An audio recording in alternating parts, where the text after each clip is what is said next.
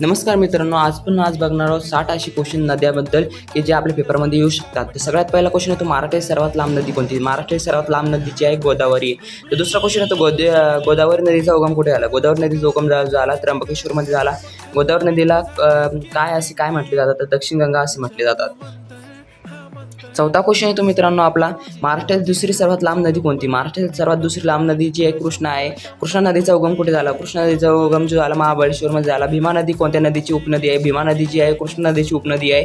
जे आपला आन्सर आहे ती कृष्णा नदी आहे. त्यानंतर सातवा क्वेश्चन येतो मित्रांनो, भीमा नदीचा उगम कुठे झाला? भीमा नदीचा उगम जो झाला भीमाशंकरमध्ये झाला. तापी नदीचा उगम कुठे झाला? तापी नदीचा जो उगम झाला मुलताई मध्य प्रदेशमध्ये झाला. तापी नदी कोणत्या समुद्राला मिळते? तापी नदी जी समुद्राला मिळते ती अरबी समुद्राला मिळते. त्यानंतर 10वा क्वेश्चन आहे तो पूर्णा नदी कोणत्या नदीचा उपनदी आहे? पूर्णा नदी जी आहे ती तापी नदीची उपनदी आहे. त्यानंतर 11वा